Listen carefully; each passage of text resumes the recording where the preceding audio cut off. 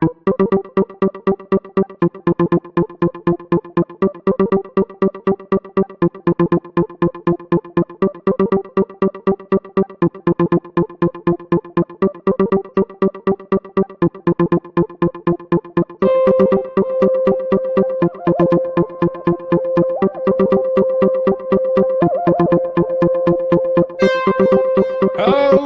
my friends, and welcome to this another Johnny Vedmore Read Through. Yes, we're going to do a read through today of an article, possibly my favorite article that I've ever researched and written. I've done loads now. I've just, it's really insane, like how many like comprehensive, rereadable, articles that are based upon real history that will be important going forward. I've done a fair few of them now, but this was one of my favorite by far, and this is really delving deep into the history of organized Satanism, gangsters, the links with gangsters, and the links with intelligence agents, and how these people used the elite nightclubs of the 50s and 60s as a base to network and to dead letter drop and to do their intelligence messing. I want to say the F word, but I'll avoid it. But they mess about with their intelligence business, and eventually this sort of thing led to the downfall of the British government. It started off, of course, for those who know, with a song for Esme. It fills my heart up, like I want to cry when I think of that article, because that was where I was asked for One Nation Under Blackmail if I could look into the nightclubs and whether the craze brought into Esmeralda's barn, why they did. And I discovered that basically the person who used to own Esmeralda's barn died of gas inhalation in a really suspicious way, and there's inaccuracies to the story. And as soon as I found that, I couldn't sleep that night. I went and looked and found that there was a load of nightclub girls in the West End of London. These were in places like Kensington, Mayfair, etc. And these were the posh end nightclubs. And they were nearly all run and owned by women at that point. And a load of them died either in suspicious circumstances or like connected to some sort of like major event. Ruth Ellis was one of them who owned a little club. The next person to run that also ended up dying in a mysterious way. There was Barbara Knox Marsh, Esmeralda Gulan. There were plenty more who were all these nightclub hostesses and owners who were dying one by one over a year and a half period. And then all those nightclubs were taken over by intelligence linked mobsters, gangsters galore, really quickly. You could see, you see the pattern. And eventually those gangsters would see those nightclubs taken over by the intelligence agents. And they were a place where they could do dead letter drops and all of these sort of stuff, like I say. And so it's a really interesting story. This leads to the downfall of the British government eventually, but it also is the birth of the Stanley Kubrick style Man in a Mask satanic sex parties, sex blackmail operations. And there was one man in particular who really pioneered that, and that's who this article is about. So when looking for information about that sort of era, there is no better place to look than Horace Dibben. And when you go to my site, newspaste.com, you will find the Black Hand series on Newspaste. If you scroll down, you'll see this, which is the title for the Black Hand series, which of course, as you see here, discover how a spate of suspicious deaths throughout London's nightclub scene led to the downfall of the British government, and meet the bizarre selection of characters who made it happen. And there's Esmeralda Noel Smith, Esmeralda Gulan, Esme, and that is Barbara Knox Marsh, and that over there is Horace Dibben, who will look at himself. Today, Mariella Novotny, who was smuggled out of JFK's bedchamber over here. This is one of Horace Dibben's wives. Would you believe? Smuggled out of JFK's bedchamber and involved in the perfumer affair that led to the downfall of the British government. And this here is the original Jeffrey Epstein, George Huntington Hartford. Similarities are immense. And over here is the Stanley Setti murderers. These is Brian Donald Hume. And I've gone through some of these things with Eric Hunley and other people as well. I've talked about these cases. I love talking about a bit of history. So on Newspaste, you can find this section down in the middle of the page with a Black Hand series. And today's article that we're going to read, again at the top of Newspaste on all of the pages, you can read all the series. Just hover over these buttons, and for instance, with a Black Hand, you can see all of the different articles, and we will be reading The Devil Himself. Here we go. Horace Dibben. Should put on my glasses for this so I can get it right. The Black Hand, the devil himself, Black Hand 3. How an elite London nightclub fell under the control of intelligence-linked sex blackmail agent, self-described Satanist, and antique dealer named Horace Dibben. Honestly, an incredible man to research, a character. I will be doing my Horace Dibben voice, and there will be much more Horace Dibben to come, I tell you. He's very, very peculiar. The peculiar and fascinating Horace Hod Dibben took over Esmeralda's barn within a year of Esmeralda Gouland's tragic death. Hod's supposed ward, Patsy Morgan Dibben, was then put in charge of the club, and the barn then became the center of intelligence-led spy games, gangland infiltration, and an elite sex blackmail operation. Soon, Patsy Morgan Dibben would go missing, reportedly taken by the devil himself. Take a look at the mad world of satanic super spy Hod Dibben. Mad world it is. Patsy Morgan was a simple grocer's daughter from Southampton, England. However, sometime between the age of 12 and 16 years old, she became the legal ward of a very strange and perverted individual. The evidence reveals that Patsy was groomed by a former RAF squadron leader who later claimed to have also been a high-level Satanist within a black magic circle based in the UK. She soon after changed her name to Patsy Morgan Dibben once she had become his legal guardian. Or once he had become her legal guardian. This official guardian was a strange antique dealer named Horace Hod Dibben, who eventually created the Black Sheep nightclub in London. The Black Sheep would subsequently become a notorious haunt for some of the most famous people to inhabit British capital's nightclub scene. There you go, this Horace. Hod Dibben took control of Esmeralda's barn less than a year after Esmeralda Gouland's untimely death by gassing. He then ensured that his ward, Patsy Morgan Dibben, became the barn's next hostess with the mostess. Yet, like Esmeralda, Patsy would soon be out of the picture, and her fate is still unclear to this very day.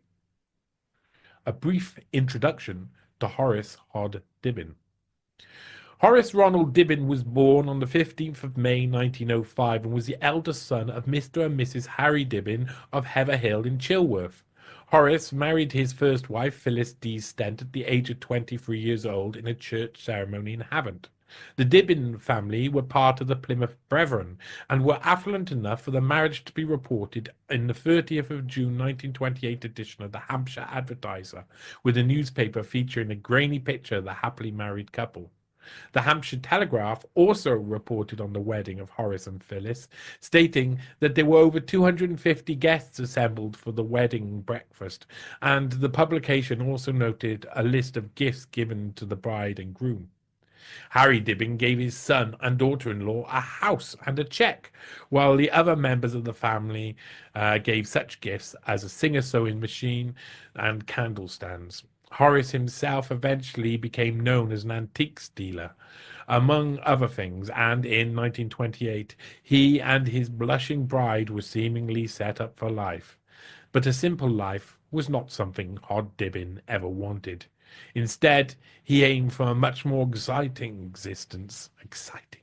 The next mention of Horace Dibben, or Hod Dibben, in the UK press came several years later, in July 1934, when his house in Wentworth, Southampton, was broken into and items valued around £200 were stolen.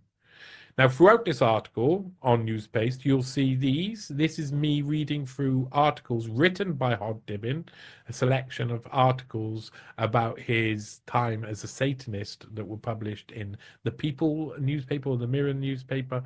They changed hands. It was a Sunday edition of it's either the Sunday Mirror or the People newspaper. But they're extremely interesting read throughs. There's four of them, but there's lots of things to get involved with within the articles. The articles are very interactive, have lots of clips within them too. It was after the war when Horace Dibben's profile began to rise significantly. In fact, Hod Dibben stated in an article in 1961 that during the war he served as an RAF officer in the Orkneys.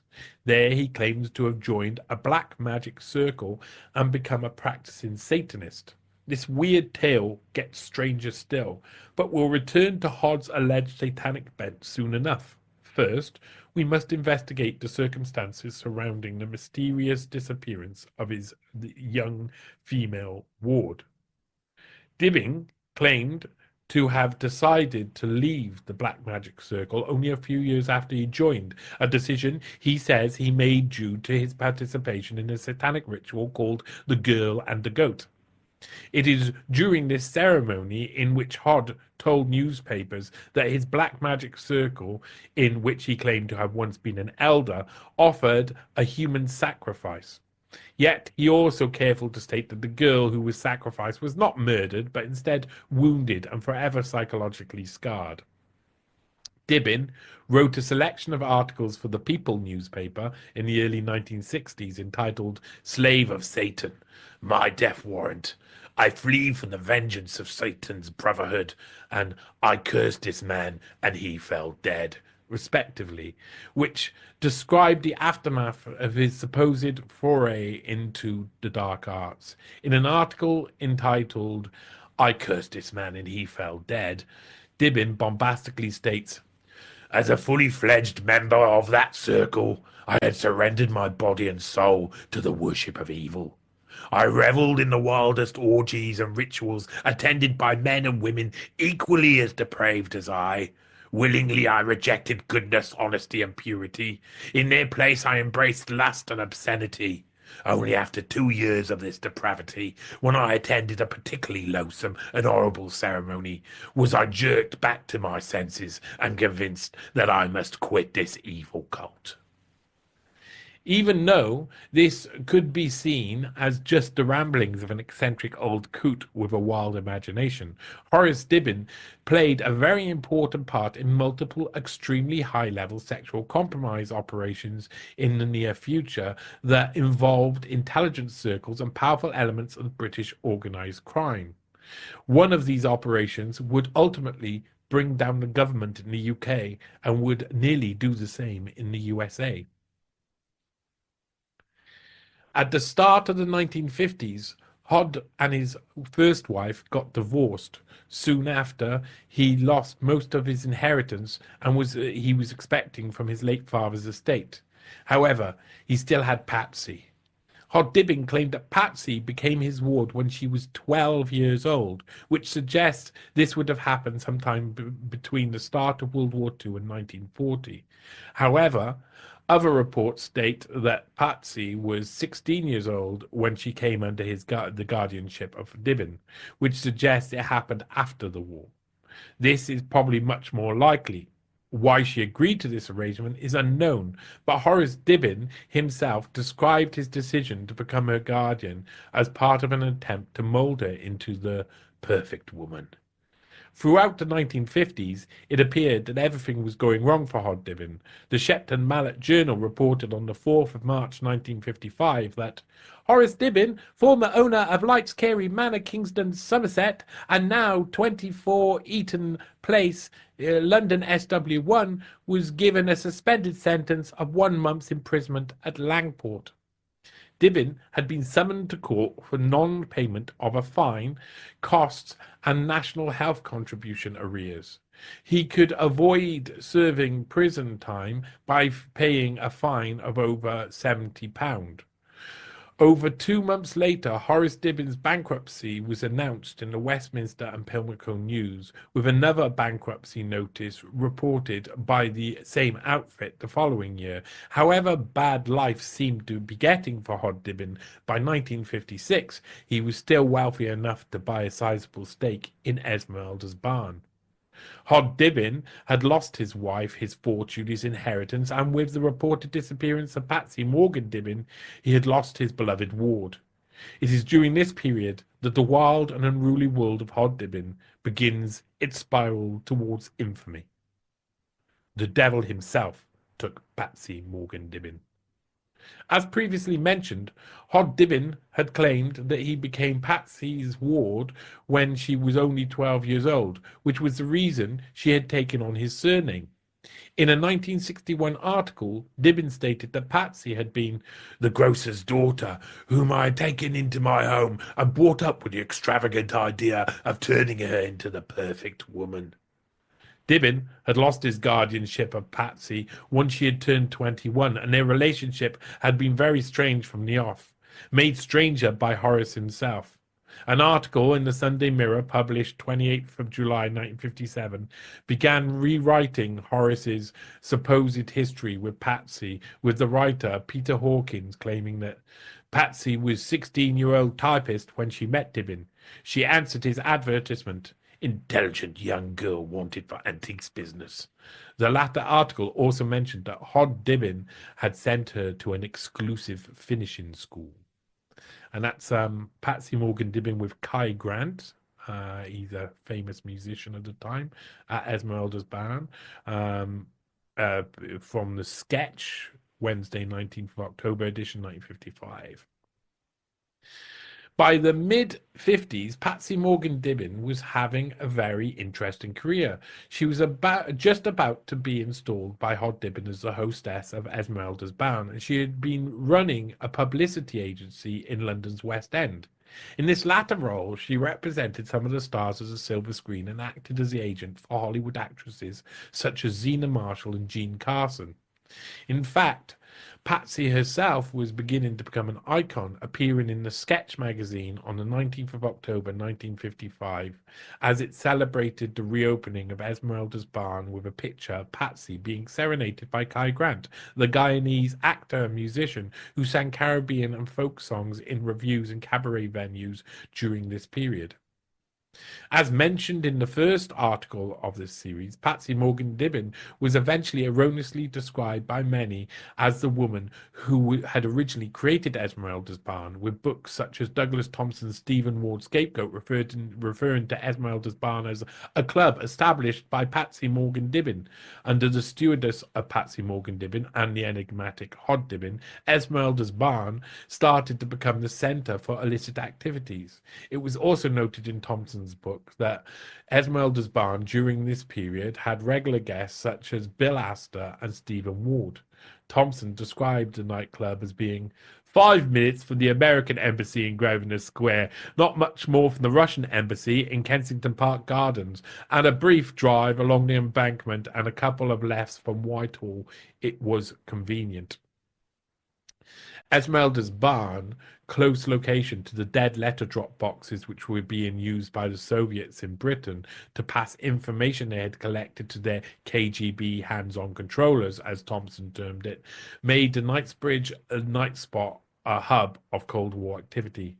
Thompson also wrote that Alexander Nekrasov's father was a KGB colonel, as was his stepfather, and he spent his early life in the London Embassy. In 2013, the former Kremlin advisor and Soviet specialist told me, in the late 1950s, there were many Russian diplomats or researchers or whatever attached to the embassy. They all worked for the KGB. Why else were they there? It was the Cold War. It was frenetic. The world wasn't going to end tomorrow. It might end today. That was the environment they were working in. Every person who came to London from Moscow had a specific mission. It wasn't to learn to make tea, which wasn't on offer at Esmeralda's. A good time and information were. On the 19th of August 1956, the Sunday Pictorial reported on the strange disappearance of Patsy Morgan Dibben. In an article entitled Nightclub Girl Riddle, Earl of Warwick Answers a Pit Call, the Sunday Pictorial reporters informed their readership about the curious tale of missing nightclub hostess in a very familiar London night spot. The piece explains. The girl is Patsy Morgan Dibben, 28. 6 weeks ago, she left Esmeralda's Barn, the Knightsbridge club she had been running for the past year. During this period, Patsy Morgan Dibben had been living in a luxury flat in Eaton Place, Belgravia, along with her legal guardian, the aforementioned Horace Dibben. Dibben would later become the organizer of black magic-themed sex parties catering for a certain group of London's elites. Many people would consider Dibben's relationship with very young girls to be suspicious at best and paedophilic at worst, as Horace Dibben appears to repeatedly target girls between the ages of 12 and 17 years old, including well after the disappearance of Patsy Morgan Dibben. Some of his more sinister behavior will be fully revealed in subsequent installments of this series, alongside some of the most bizarre real-life accounts of activity within the higher echelons of this specific black magic circle, an alleged satanic cult with some very powerful and wealthy members. Somehow, Esmeralda's Barn had quickly fallen into the hands of a group of very twisted characters, and only a year after the death of Esme Goulan, the hostess who had replaced the green-eyed Esmeralda, had gone missing. The Sunday Pictorial reporters took up the quest to find Patsy Morgan Dibben. They claimed to have called the Villa Greville in Saint-Jean-Cap-Ferrat, which was owned at the time by the Honourable Richard Maynard Greville, who was the younger brother of the Earl of Warwick.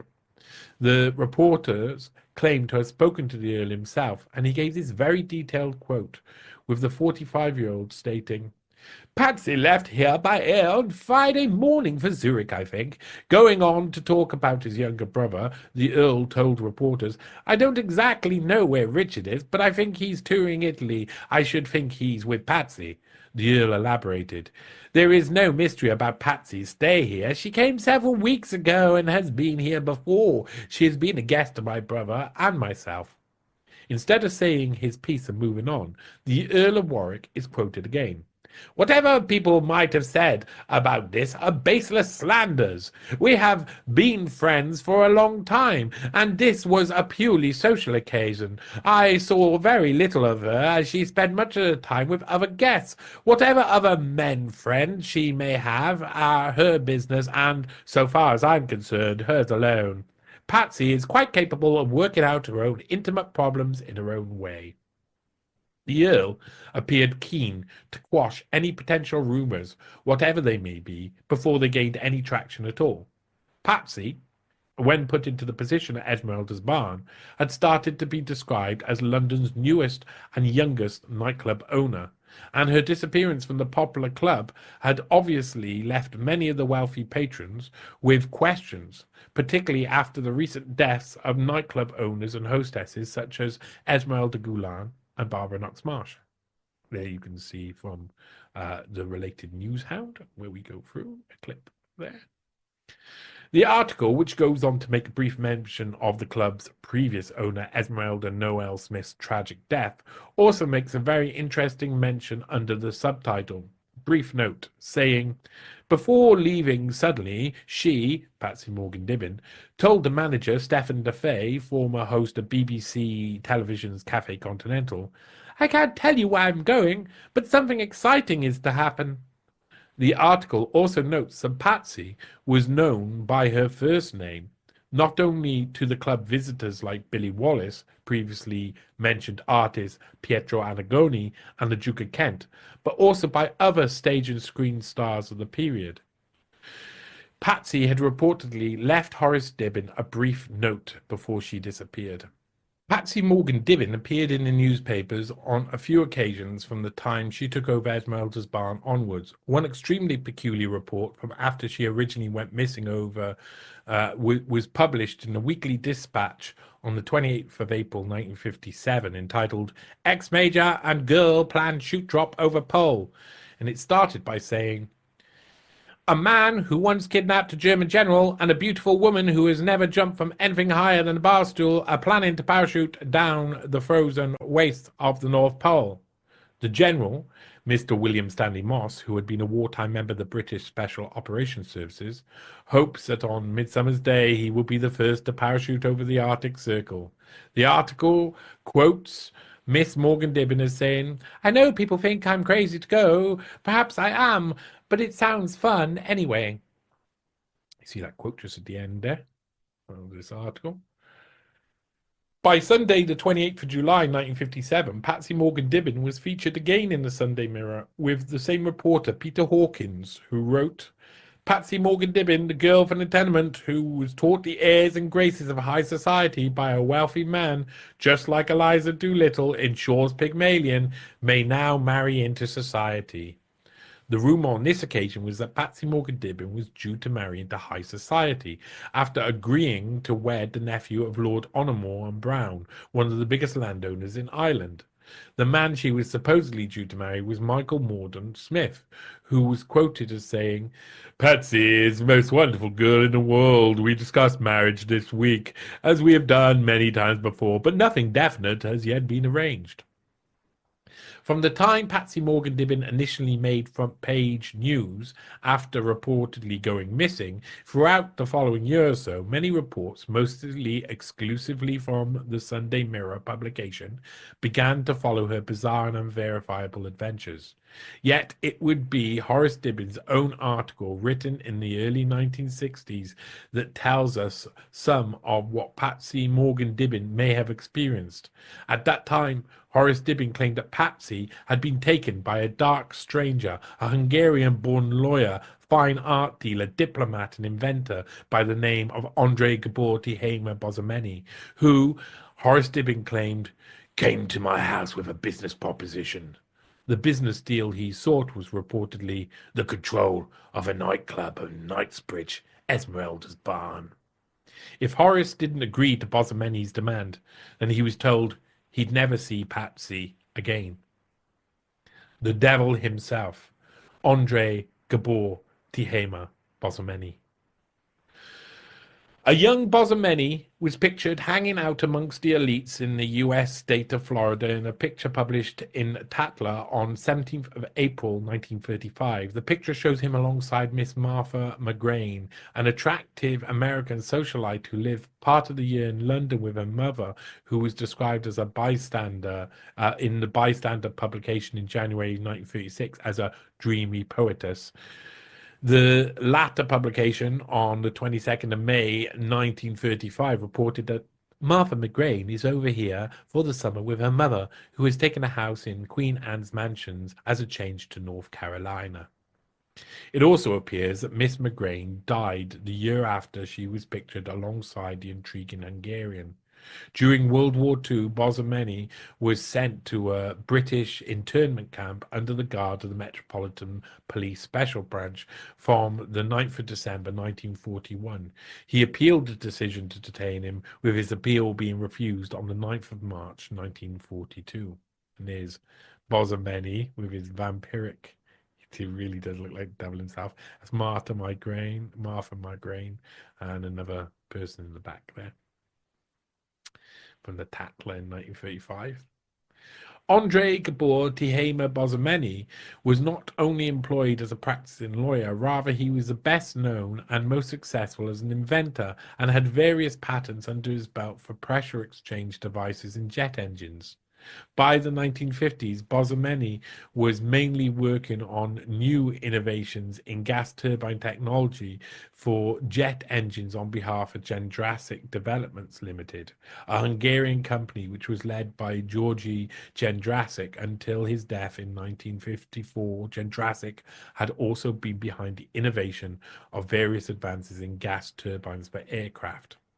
In June 1941, Germany and Hungary signed a mutual defense pact, and this saw Gendrasic's company at the time, the Invention, Development and Marketing Company Limited, arm Nazi fighters and bombers with turbine technology such as turboprop Gendrasic CS-1. It also led to Hungarian-born men such as Andrei Bozomeny being sent to internment camps. Gendrasik fled Hungary for the Nazi safe haven of Argentina after World War II, with a Hungarian government website stating that he had moved because distrust surrounded him. After his self-imposed exile to Argentina, Gendrasik moved to England, where he stayed until the end of his life. Bozomeny worked alongside Klara, spelt Klara in Hungarian, Gendrasik, a close relative of Georgy Gendrasik, jointly registering their patents in US, Germany, Britain, and elsewhere. All of these patents had military applications. Bosomeny's immigration papers to Brazil in 1950 also show that he was considered a British citizen by this time. His address was officially and curiously listed on those documents as being Leicester General Hospital, Gwendolyn Road, Leicester. Notably, the National Gallery in Britain also possesses correspondence between a man named César de Hawk and André Bozomeny concerning the purchase of Cézanne's masterpiece La Veille au Chapelet, formerly of the Jacques Doucet collection. De Hawk was a controversial figure who had been one of the art dealers reported by the OSS Art Loot and Investigations Unit in 1946, who were investigating missing artworks that had been looted by the Nazis. Even though he was obviously a suspect in the profiteering from Nazi looted artworks, De Hawk also became friends with the famous Monument Man officer Tom Howe, with their relationship continuing long after World War II. So the guy who is selling Nazi looted artworks, De Hawk, becomes friends with the Monument Man officer who were hunting down such people. You get a feeling there was a bit of collusion there. Bozomeny was hanging around amongst the elites from very early on, and his association with powerful and wealthy continued, with the Tatler publishing a picture in 1955 of Bozomeny with Madame Mendoza, the wife of then Cuban ambassador to Spain, at the Spanish embassy. In October 1956, a photo of Bozomeny also appeared in the publication Sketch and shows him in conversation with the Spanish ambassador of the period, the Duke of Primo de Vera at Spanish embassy reception. At this event, the daughter of Winston Churchill was also in attendance. In 1950, the elusive Hungarian lawyer, inventor, art dealer, and diplomat had also been pictured alongside Don G. Nadal, the first secretary at the Spanish embassy. In fact, Bozomeny was often noted as having attended various international embassies, including the Belgian embassy, where he enjoyed a meal alongside Lord and Lady Stragbolgi, Sir Louis and Lady Grieg, Sir Richard and Lady Ferry, as well as various other members of British aristocracy. By the 1950s, Bozomeny was frequently traveling between London and New York, while also taking regular trips to Mexico and the Bahamas, with his name appearing on multiple passenger lists during this period. And there you go. That's an example. This is one of his visas here. And there's the older Bozomeny looking, he looks like the devil on there for sure. And this is mother and father, Oscar e Helena Bozomeny. Advogado is like advocate, I think, in Portuguese. Okay. That was his Brazilian visa for 1950. What exactly Andre Gabor Hamer Bozomeny was actually doing at all these different events is not completely clear, but according to Hod Dibben, he was a high-ranking Satanist doing the bidding of the devil himself, and he had taken Patsy Morgan Dibben from him. However, in the end, Horace Dibben did not need to hand over control of Esmeralda's barn to Bosomeni, as had been demanded, after it was discovered that the unusual Hungarian had dropped dead due to a sudden heart attack at the age of 49 on the 6th of January 1957. What is also really notable concerning Andrei Bosomeni are the men who dealt with the probate for his last will and testament. One of them was Henry Davidor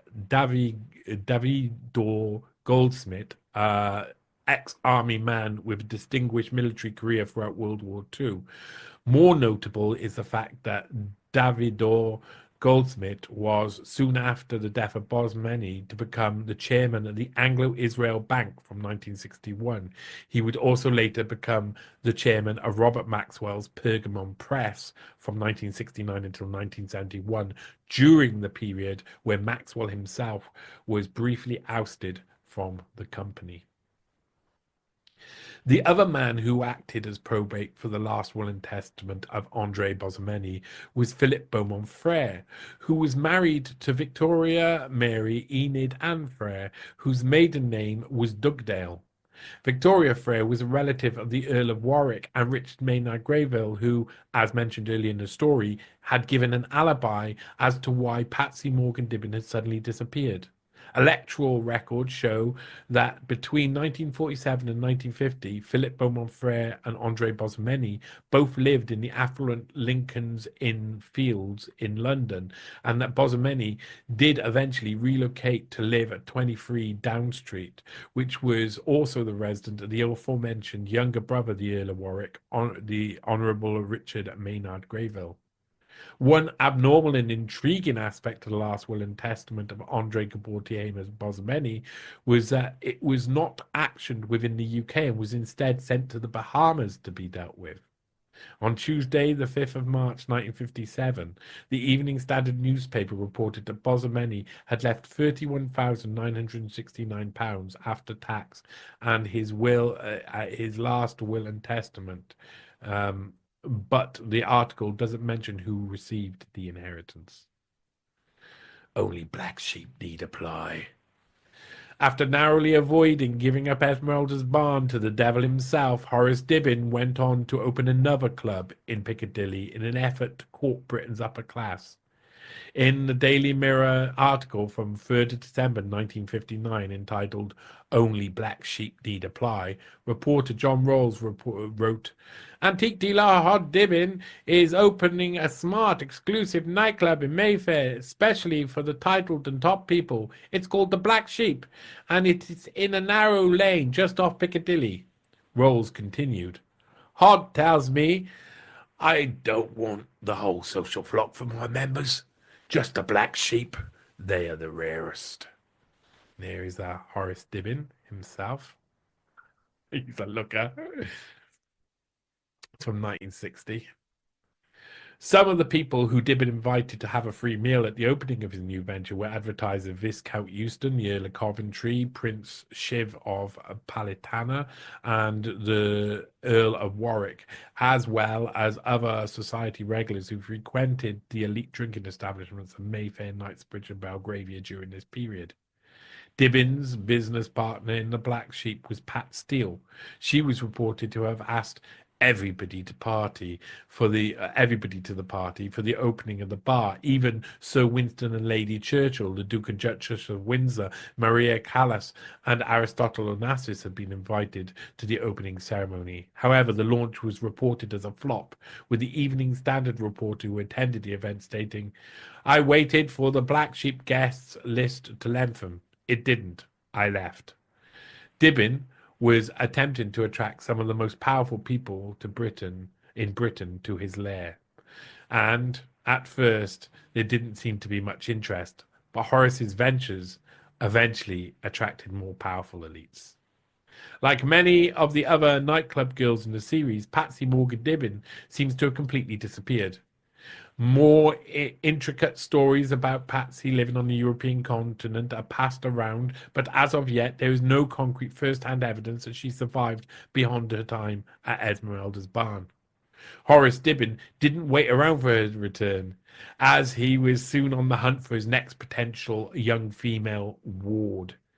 In April 1958, playwright Henry Fielding reported for the Daily Herald, writing, 16-year-old Maureen Shelley told me last night she had received a marriage proposal from Mr. Horace Dibben, the antiques dealer who is 53, but she says she hasn't decided whether to accept.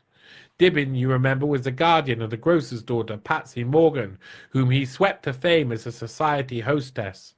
As Patsy Morgan Dibben, she ran the nightclub, which became the rage of the smart set, including the Duke of Kent. Horace Hod Dibben was again trying to find a girl he could mould, model, and use as he desired. The young girl in question on this occasion, described as a shapely redhead, told the reporter, Mr. Dibben has met my mummy, and we all had a talk. Mummy says it is up to me. I am thinking it over. The young Miss Shelley had known Hod Dibben for 2 months before he asked her hand in marriage. Even though she referred to Dibben as a wonderful man, the pair did not eventually wed. However, the girl who was once described in the newspaper as Pygmalion Patsy was soon to be replaced by another, even more fascinating young lady.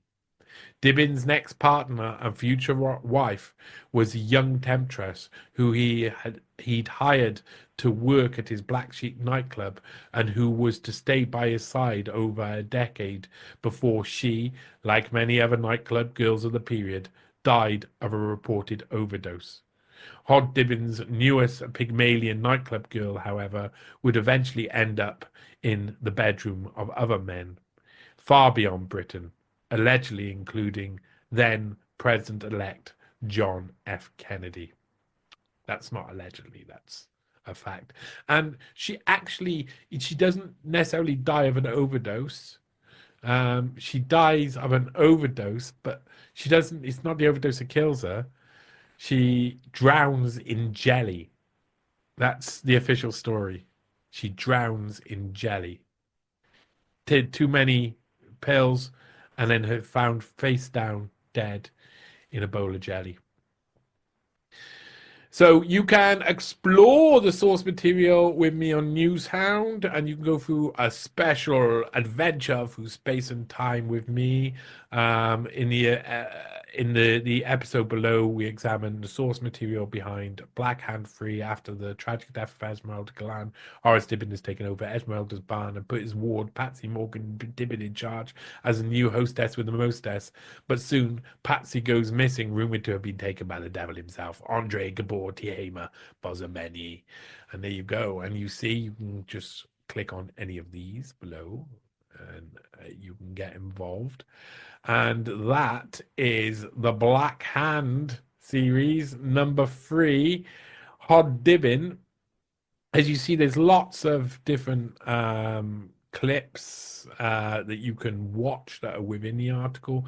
Like I say, I do like to do very interactive articles, and at the end I go through for 2.5 hours through all of the source material. All of these lines here are the different source material that I use to make up the article.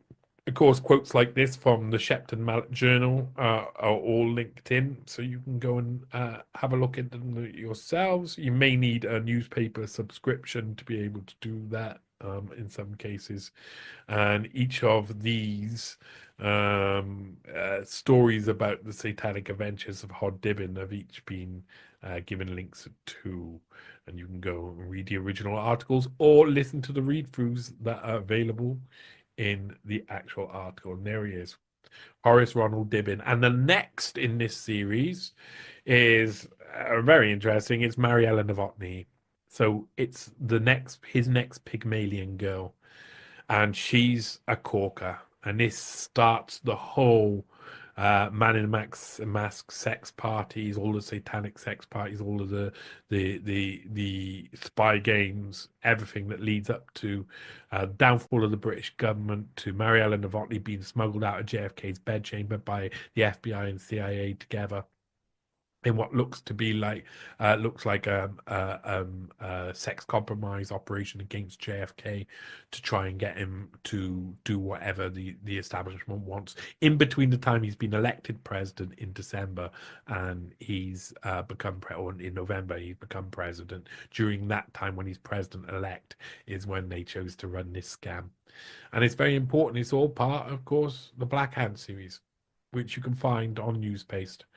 And as we see here, let me roll it up. Newspaste has had a bit of a redesign recently. It's very colorful, very pink, neon pink, neon pink Newspaste. You've got all of the articles that you can read about that I've written all at the top here.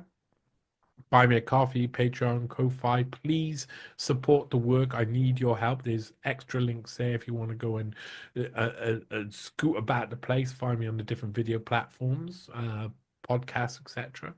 And you know, this is my most recent article, The Third Way, which came out a couple of days ago. Is a very interesting article. You got Newspace podcast, of course. You can listen to them all here. You can watch last week's underneath. You've got Newshound, that one's for the Pottinger Ultimatum.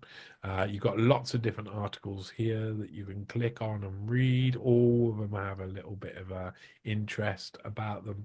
And these become very colourful as newspace.com, and you can you could go on searching for Stanley, watch all the things about the road that leads us to the takedown of Jeffrey Epstein. There's also News Theory, which I've only made a couple of news theories, but they're very good. I've enjoyed them very much. I want to do more. The Schwab articles, of course, are down there. Bursting the Davos bubbles there. Who do they think they are? Black Hand, of course. And there's our list of characters there, and there's a bit about the Pablo Miller case at the bottom. Like I say, you support me. If there's a way you can support me, support me. I need your help. I can only do this with your help, and I will eventually, if I can't get enough support, I will eventually have to get some form of normie job where I don't get as much time to write these in-depth articles, and I want the time to write these in-depth articles. This is what I love to do. This is my passion in life. This is what I enjoy. I do this not only for myself, not only for you. I do it for the record because there's a lot of information, and this in the Black Hand series very much so. It was a lot of information in the Black Hand series that would be lost to time. If I didn't note down a lot of this, people would have a different idea about who Esmeralda Gulen was. If it was up to Lillian Pizzacchini, who wrote a book about this era, or Thompson, who we talked about in the Hod Dibben article there, if it was up to them, they would have rewritten the history of Esmeralda Gulen. No one would have known about her properly. And these sort of stories give us an idea of how the situation happened and how it got to the way it did. And I really want to get the opportunity to make sure I save the history as it's being deleted, censored, changed, altered by the mainstream writers out there. Not just the journalists of the time, but the mainstream writers too, the people who write the books, who write the novels, the authors. They're changing it too. They're changing history. I mean, Lillian Pizzacchini, she makes so many different mistakes. She claims that Esmeralda Gulen died in a house in Baker Street, which is how Barbara Knox Marsh died. They don't tell you the truth. And if you examine the evidence, you discover there's an entirely different story behind the scenes. And it's very suspicious. And Horace Dibben, you know, he might just disappear into nothingness. You won't hear about him again unless someone like me comes along and writes the articles. So while there are a lot more important, pertinent, prescient articles that could be written right now, these are really important ones too and need to be treated as such. So support my work if you can. I love doing this, and I do this not only for myself, I do this for you, but I do this for keeping history, keeping the history there, keeping knowledge facts, getting them before they can be deleted, before newspaper archives are filled up, before all of this happens. So I need your help to do that. You can support me via all of those platforms, newspace.com, of course. And that was another Johnny Vedmore read through about one of my favorite articles in the Black Hand series, The Devil Himself, about Horace Dibben. And he is an incredible guy, incredibly interesting guy. Have fun listening to the read-throughs of the articles I do of him. I had fun. I laugh a lot through them because it was my start of doing my Hod Dibben impression. I'm getting better at doing Hod Dibben, and it may actually go somewhere at some point. I do want to do more Hod Dibben. But the next article in this series to read through will be, of course, about Marielle Novotny, his next Pygmalion girl, and it's well worth the wait. So thank you for joining me on another Johnny Vedmore read through. Bye.